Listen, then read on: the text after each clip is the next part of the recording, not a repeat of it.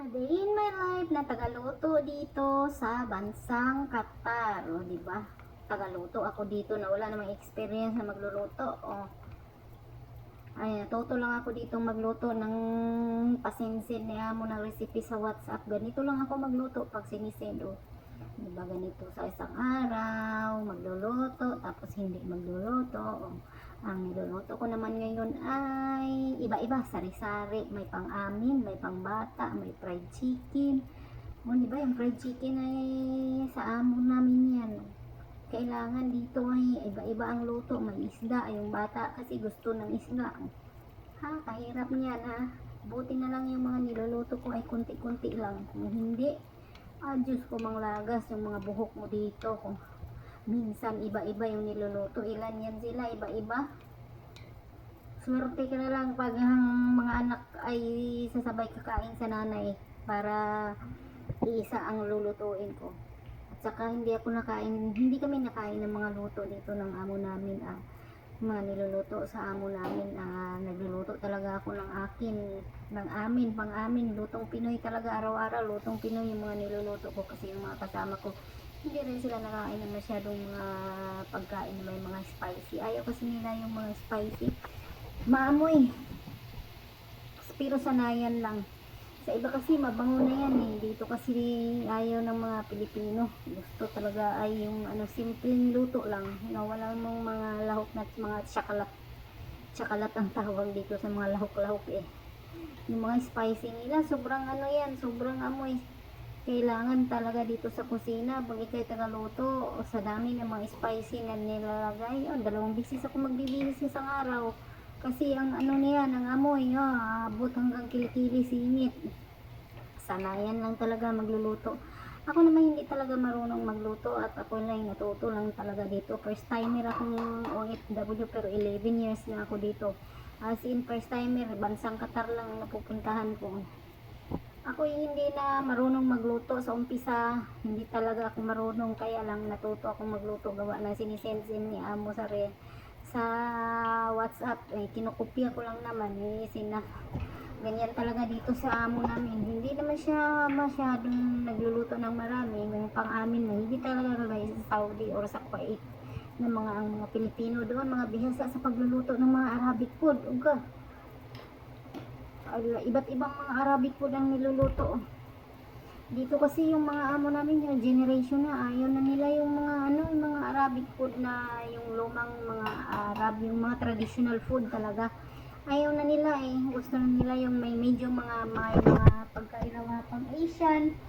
Yan yung mga gusto nila, lalo yung mga bata ayaw. Ibang-ibang mga bata ngayon, hindi na sila nakain ng mga traditional food. Iwan ko lang paglaki, pero pag mga bata dito namimili, ayaw, gusto talaga nila yung plain na simple lang.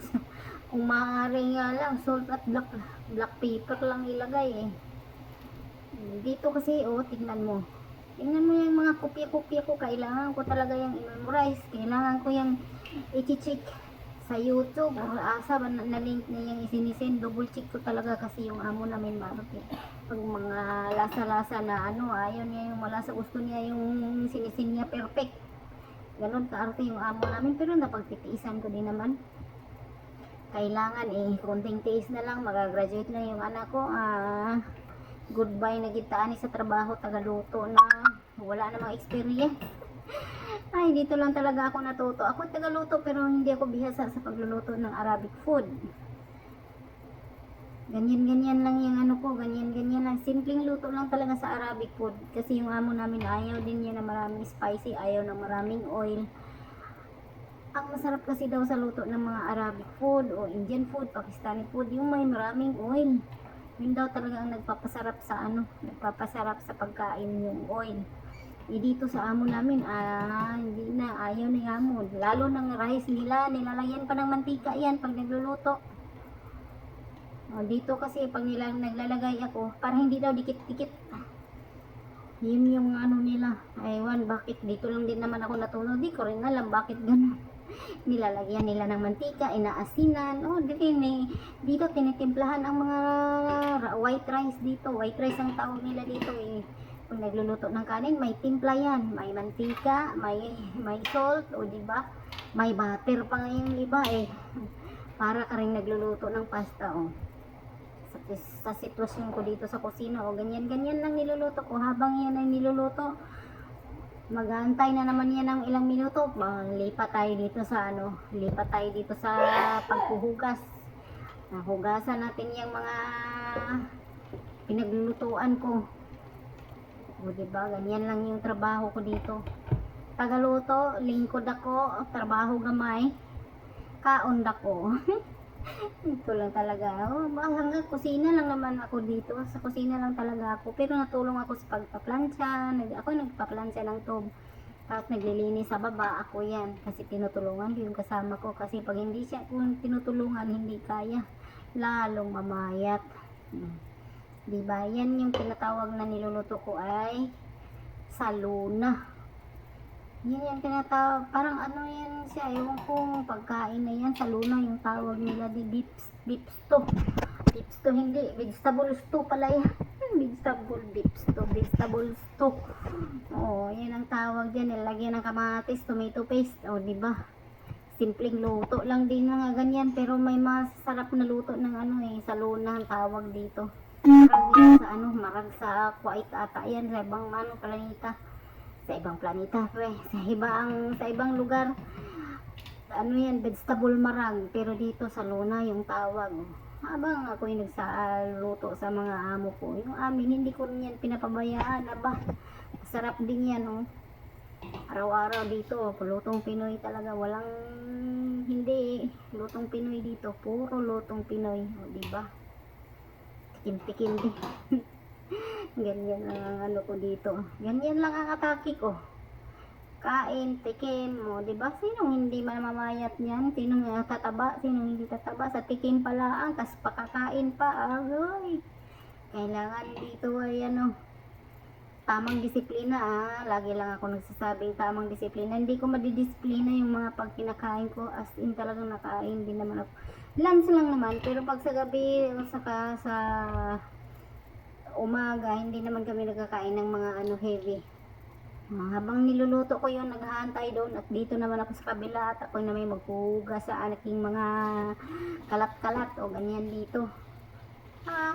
Double work ba? Kailangan habang niluluto pa yung ano, pinapakuluan maghugas ka rin para hindi tatambak.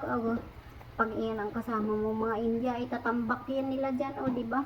Hirap din kaya maghugas. Lalo ako pag naghuhugas. Sinasaid ko yun hanggang mawala yung lansa. Malansa kasi dito yung mga manok, isda, sobrang lansa. Nilalagyan ko na ng mga Clorox dito sa kusina ko. Walang lansa yung mga ano ko, mga pinaghugasan kasi naglalagay ako ng Clorox. Kailangan budburan ng Clorox. Lalo yung isda, agoy. Sa ibang bahay, mahirap maghugas sa kusina kasi bawal yung Clorox. Dito ako lang naman mag-isa, kailangan naka-Clorox yung mga ano ko para wala talagang hirap uminom na may amoy. Mahirapan ka. Hindi ka makalunok ng tubig sa amoy ng ano, lalo doon sa kabila ng lula, mga ibang lahi yung tagahugas, tagaluto. Sobrang lansa. Sumunod lang din kami pag nandoon kami Pero dito sa kusina ko bawal yung mga ganyan. Kailangan talaga may Clorox. Hindi naman kami nauubusan ng Clorox Lang hinugasan ko yung mga ano kasi pag hindi mo hinugasan, tambak yan sobra. Kailangan diskarte din sa buhay pag ikay tagaluto kasi ikaw lang mag-isa sa kusina yung mga kasama mo lalapit lang naman dyan kakain, hindi naman tutulong kakain, tapos maghuhugas sa pinagkainan nila, balik na naman sa loob. Diba ganyan lang yung atake. Minsan mainis ka, papasok lang sila kakain pero no choice. Kailangan naman hindi mo pakainin pati yung pagtara na yan, kailangan din yung lagyan ng Clorox. Bababad ko pa nga yan linis din para walang amoy. Dito pa na may maraming ipis, kailangan maglinis ng maayos para walang ipis, maakyat ng ipis sa kusina lalo dun sa ibang bahay dito wala, bawal, hindi ako makakatulog pag may mga ipis ang kusina. Kailangan malinis talaga, walang amoy, oh, di ba? Ang dami ko nang sinasabi. Galit ba, galit? Ang daming sinasabi. Hanggang dito na lang. Thanks for watching.